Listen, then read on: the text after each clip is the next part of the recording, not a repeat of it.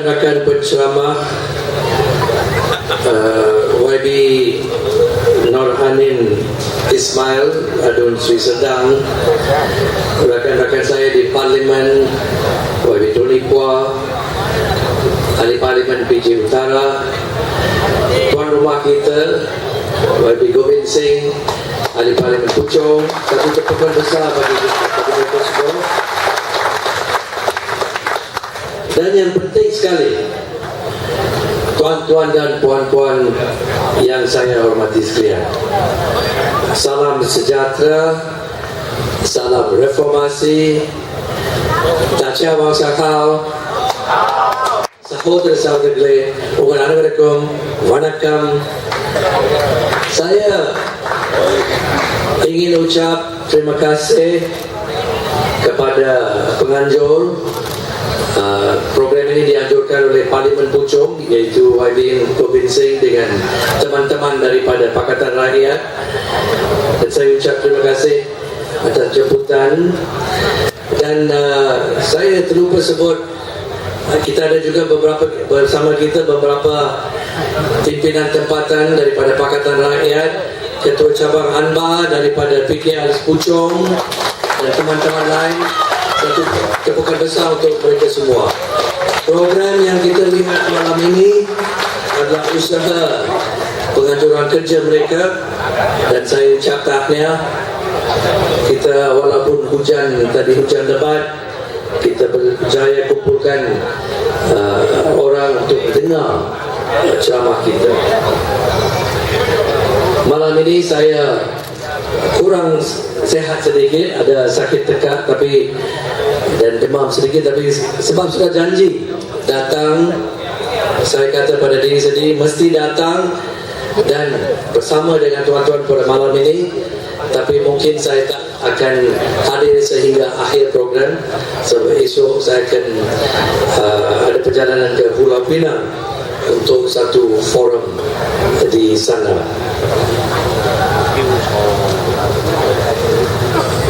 Baik, dalam 2-3 hari ini ada orang yang berkata minggu ini adalah musim pau. Musim pau itu apa? Bukan pau yang kita makan, bukan char siu pau, bukan pau rendang. Pau itu PAU, Persidangan Agung apa? UMNO. Kenapa kita kena sebut tentang Persidangan Agung UMNO? Perlu juga. Suka tak suka, UMNO pegang, kalau saya tak silap, 88 atau 89 kursi parlimen di parlimen. Parti yang terbesar di parlimen. Jadi suka tak suka, kita kena lihat kepada apa mereka sebut dalam persidangan mereka, sebab itu ada pengaruh di dalam negara kita. Tetapi bukan saya saja, saya rasa ramai daripada rakyat Malaysia selepas mengikuti persidangan PAU ini dalam beberapa hari yang lalu cukup sedih. Ada yang sedih, ada yang marah, ada yang kesal. Macam mana pemimpin UMNO, kononnya pemimpin yang nak bawa negara ini, membangunkan negara ini, boleh cakap apa yang mereka cakap dalam persidangan itu. Saya tak rujuk kepada perwakilan biasa. Memang perwakilan biasa akan cakap karut dari masa ke masa, itu betul.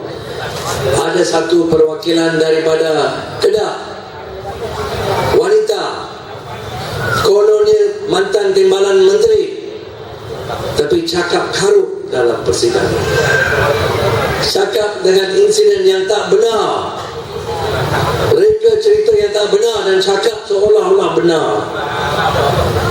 Tetapi cakapan dia serius sebab tuduh dia dalam persidangan yang disiarkan seluruh Malaysia melalui live telecast adalah insiden yang mengapikan kebencian kaum. Itu yang dikatakan oleh perwakilan ini. Saya tak mahu ulang sebab saya anggap itu sebagai percakapan karut, nonsense. Tetapi itulah contoh yang berlaku. Mereka cerita tak benar, buat tuduhan yang berkaitan dengan kaum dan agama dan mengapikan perasaan kebencian antara kaum dan antara agama. Inilah perwakilan UMNO yang tidak bertanggungjawab. Tapi tuan-tuan puan-puan, dalam ucapan saya malam ini, macam saya sebut, saya tak mau buang masa banyak tentang percakapan perwakilan. Lebih baik kita tumpu kepada ucapan-ucapan pemimpin. Itu lebih penting. Sebab apa percakapan pemimpin akan dipeduli, akan diikut oleh masyarakat di bawah. Itu sangat serius.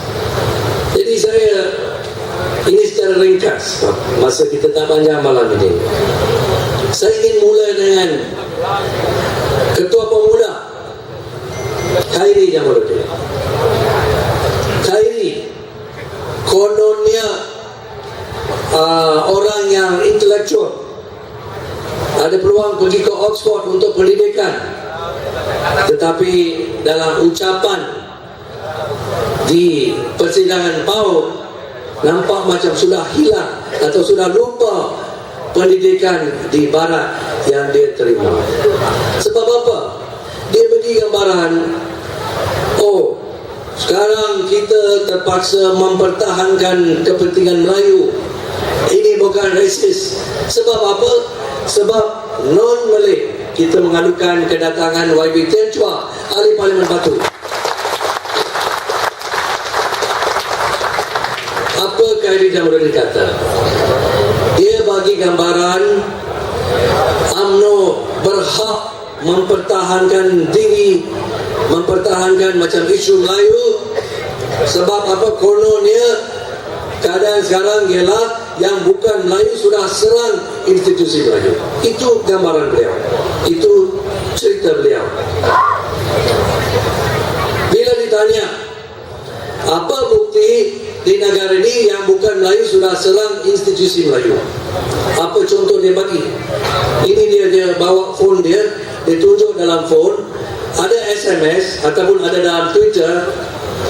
Dia bagi contoh, bila nama jalan raya ditukar di Kuala Lumpur, tukar nama lama jalan duta kita pakai sekarang nama Sultan dan nama Agung, ada orang yang bantah.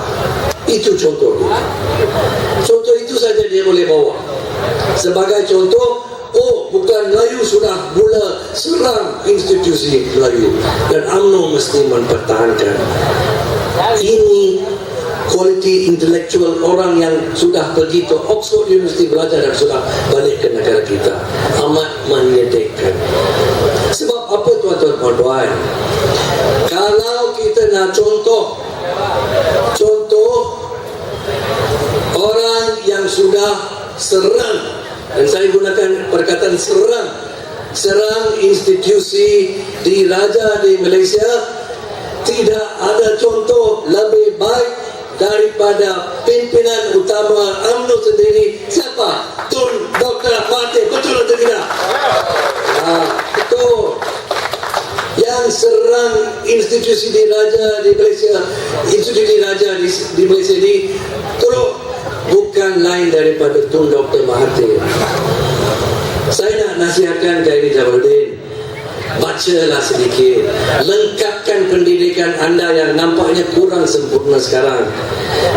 Lihat balik ucapan Tun Dr. Mahathir tahun 1993. Pergi baca balik. Baca macam mana Tun Dr. Mahathir serang institusi di Raja Melayu masa itu. Secara peribadi dia serang kelakuan mereka dan tuntut perubahan untuk undang-undang, dan ada penubuhan mahkamah khusus untuk sultan dan raja-raja. Ini tu Dr. Mahathir buat. Apa Kak Edi Jamaluddin kata sekarang? Oh, yang bukan Melayu sekarang serang institusi Melayu. Inilah cakap kosong, tuan-tuan puan-puan, yang kita melihat di dalam PAU sekarang. Itu Kak Edi Jamaluddin. Sekarang saya alih kepada ketua wanita. Ketua wanita apa? Yang duduk dalam kondominium apa? Kondominium Lembu. Betul. Nama Syarizat. Ketua wanita UMNO. Ketua wanita ini dia lawyer juga. Dia suka berlagak sedikit dalam persidangan. Dulu dia buat apa? Dulu dalam ucapan, ada ingat, mungkin ada ingat, dia lipat apa? Kain lengan kan dulu. Ada ingat? Dan nampak macam nak bergaduh, nak macam apa? Nak gusti sedikit bila buat ucapan. Ini karakter Syarizat. Tapi kali ini dia lebih berdaya lagi. Ingat dalam ucapan apa dia kata? Wah, dia bagi semangat pada perwakilan. Dia kata, kita bukan wanita tua, kita bukan wanita yang perlu pelincir dan apa, minyak gamak. Bodoh. Kita wanita yang kuat. Bodoh. Syarizat ini, saya tak minat bincang sama ada wanita UMNO nak pakai pelincir atau minyak gamak. Saya tak minat. Itu hal peribadi. Pakai pun boleh, tak pakai pun boleh, tak ada masalah. Betul. Jangan bawa isu ini dalam PAU, Persidangan Agung UMNO. Yang lebih penting apa? Syarizat ini jadi macam mana, apa jenis teladan kepada wanita di negara kita. Wanita di mana, yang mana isteri sendiri, bukan isteri, sorry, suami sendiri dan anak-anak sendiri, keluarga sendiri, curi, membolot beratus-ratus juta duit rakyat. Betul. Ini contoh dia.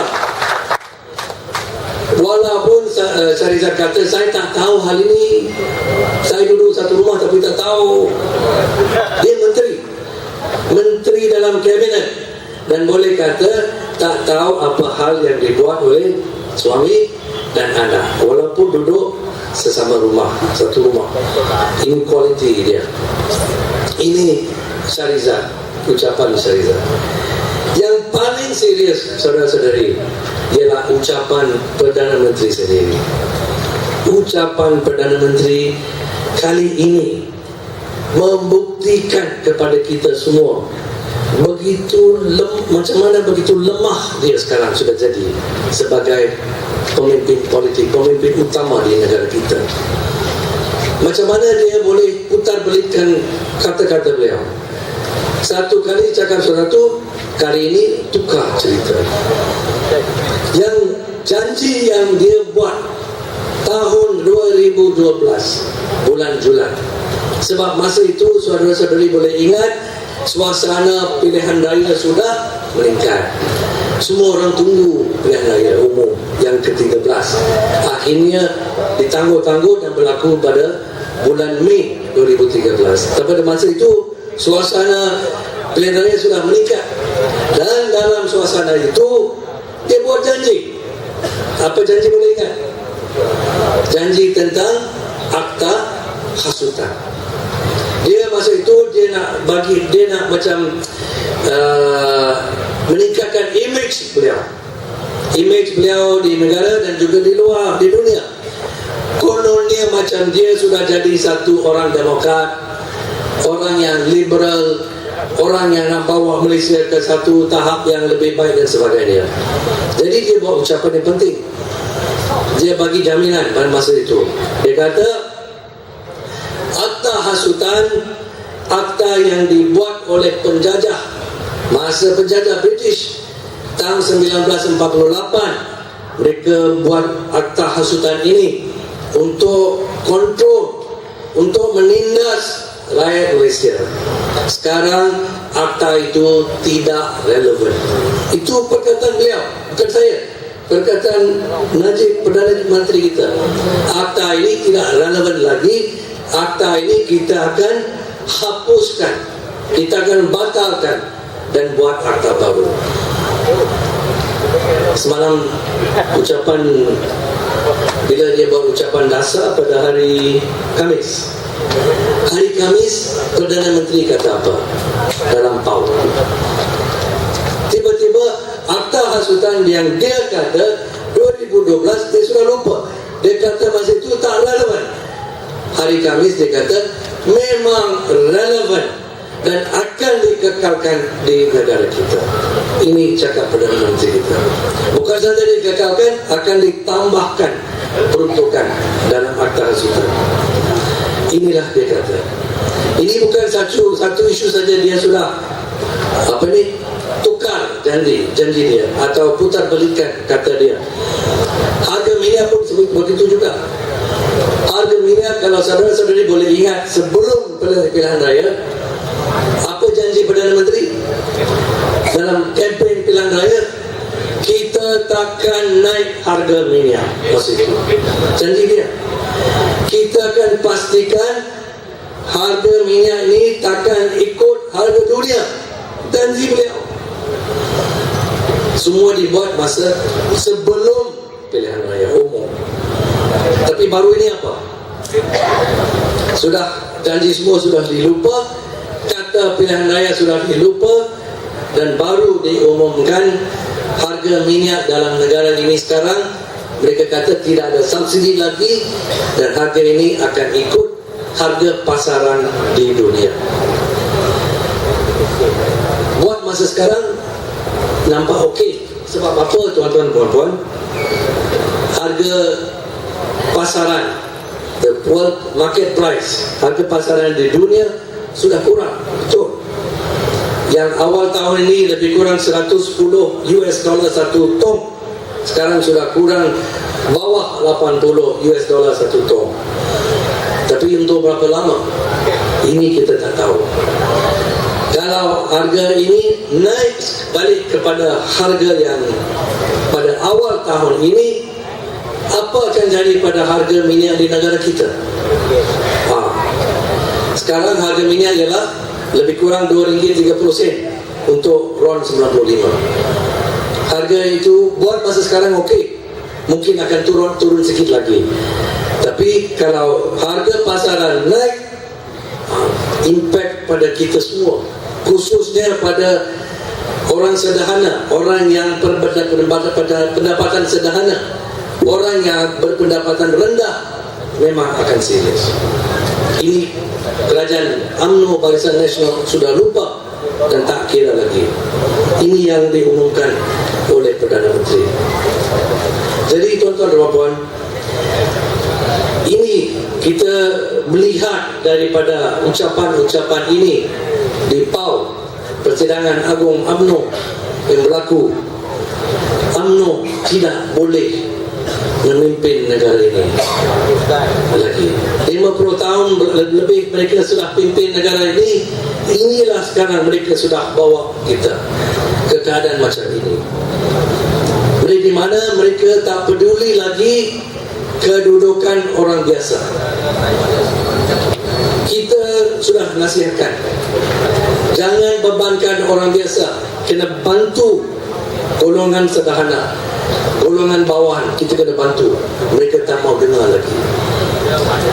Mungkin lepas ini Tony Poa akan cerita tentang 1MDB. Saya tak mau masuk cerita itu kita serah pada dia arif dalam hal ini. Tapi saya mau bagi contoh di mana kita boleh lihat dengan jelas UMNO Barisan Nasional sekarang tak melihat pandang berat pada kebajikan orang biasa, orang bawahan. Contohnya adalah GST. Satu, dia sudah buat tahun ini, sekarang dia tak kawal harga minyak, dia sudah batal subsidi untuk harga minyak, dia tak kisah apa impact pada orang miskin, kepada harga barang. Kita tahu tuan-tuan dan puan, bila harga minyak naik, apa akan jadi pada harga barang? Naik atau turun? Naik. Semua tahu. Tak perlu perlu pergi universiti belajar. Kita semua tahu. Bila harga minyak naik, harga teh tarik, harga roti canai, nasi lemak, barang di pasar, barang-barang macam-macam, semua barang keperluan, semua ini akan naik. Kita sudah lihat. Dan ini adalah satu yang UMNO sudah buat. Yang kedua, menunggu kita pada tahun depan, GST, Goods and Services Tax. Mulai 1 April tahun depan, GST akan dikenakan pada hampir semua urusan dan semua barangan. Ada kategori yang dikecualikan, betul. Kategori yang dikecualikan tidak begitu besar.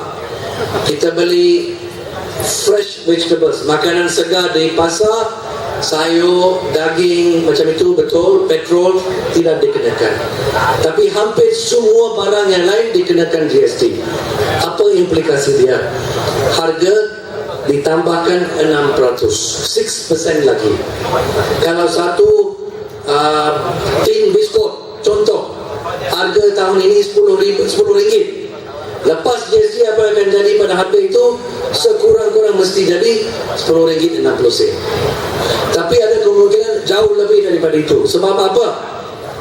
Daripada penghilang jual kepada pemborong, tambah 6%. Pemborong jual kepada peruncit, tambah 6%. Peruncit jual pada you, tambah 6%. Ini harga yang apa yang terjadi pada harga. Pengalaman negara-negara lain yang mana mulakan GST, dalam 2-3 tahun awalnya harga ataupun inflasi sekurang-kurang adalah 8, 9 atau 10%. Jepun. Ini akan jadi. Jadi tuan-tuan dan puan-puan, kita tahu Barisan Nasional adalah parti barang naik. Kita sudah nampak berapa tahun ni, kita sudah nampak macam mana kos hidup kita sudah meningkat, harga barang terus meningkat. Tetapi pada tahun akan datang ini akan jadi jauh lebih teruk lagi dengan GST. Ini kita akan melihat. Kita sudah bagi nasihat kepada UMNO Barisan Nasional dalam parlimen, dari luar parlimen. Kita sudah cakap GST tak sesuai masa sekarang. Majoriti rakyat masih ada gaji yang belum tinggi, gaji yang sederhana sahaja. Tak boleh bebankan mereka. Tangguhkan GST ini sehingga taraf pendapatan rakyat kita meningkat, kita kaya, baru you boleh kenakan cukai. Mereka tak mau dengar. Kita sudah bagi cadangan. Kalau you nak lebih cukai, you nak dapat lebih pendapatan untuk negara, boleh. Apa cara yang lebih baik daripada GST? Kita sudah bagi nasihat. Buat satu capital gains tax, CGT, capital gains tax. Apa maksud itu? Senang saja. Ini adalah cukai untuk peniaga-peniaga besar. Contoh, orang yang jual dan beli saham di bursa, dia kaya. Dia beli saham, dia jual, dia untung besar. Mungkin dia untung setengah juta ke 1 juta ringgit. Kita cadang kenakan cukai pada untung itu. Itu logik kan? Betul atau tidak? Betul. Tetapi dengan cukai itu, you kenakan cukai pada semua urusan di mana orang dapat untung besar.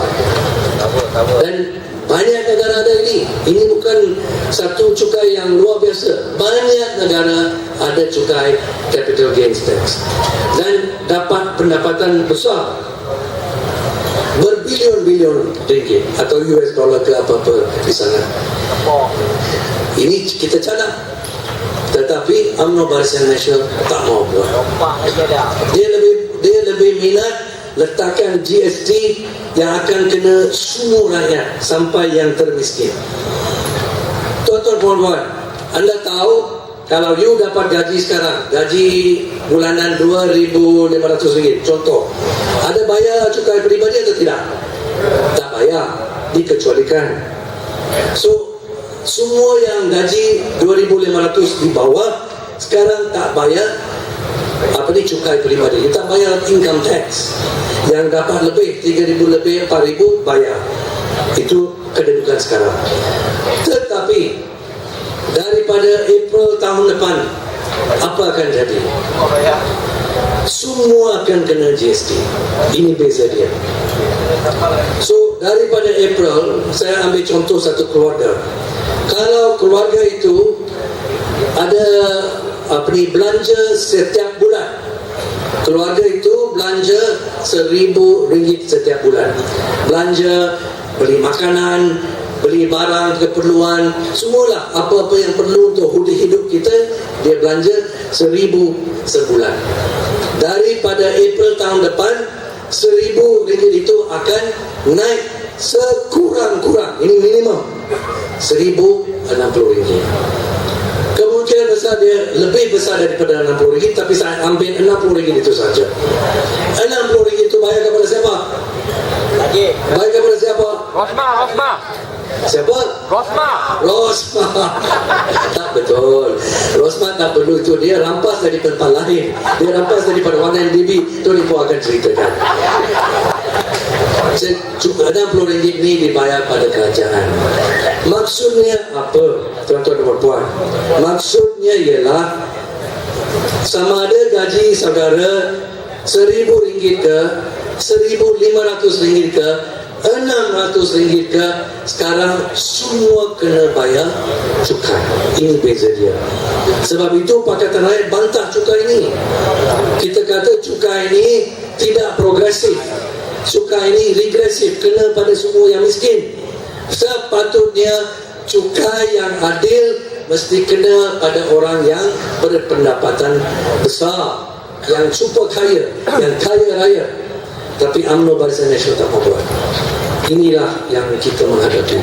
Jadi tuan-tuan dan puan, kedudukan di Selangor kita tahu, kita dah menang besar. Robin menang dengan majoriti berapa di sini? 32,000. Bagi satu tepukan besar. Ini sokongan yang kita dapat di Puchong. Dan di Puchong dan di seluruh Selangor, yang saya yakin kita akan teruskan dengan khidmat yang kita dah bagi, dan kita harap sokongan kita, dan kita akan kerja untuk kekalkan sokongan ini. Tetapi untuk selesai masalah sikap atau sikap rasis yang sekarang kita nampak dalam UMNO, sikap mengapikan perkauman dan kebencian antara kaum dan agama, sikap tak peduli orang biasa, orang miskin, sikap letak lebih cukai atas beban kita. Macam mana kita akan selesai itu? Kita mesti menang kerusi-kerusi di luar Selangor lebih lagi, dan kita mesti keluarkan UMNO Barisan Nasional daripada Putrajaya. Boleh atau tidak? Boleh atau tidak? Inilah kita mesti kerja. Kita ada 3 tahun, 4 tahun mungkin, dan inilah kita kerja yang kita mesti buat. Kita mengadukan penceramah yang sudah baru hadir, Saudara Hanifah, Ahli Parlimen Sepang, dan tokoh besar daripada PAS, Saudara Mat Sabo. Jadi saudara-saudari, saya ucap terima kasih atas jemputan, dan kita akan teruskan, kita akan jumpa dalam program akan datang. Sekian, terima kasih. Siap-siap. Nandri,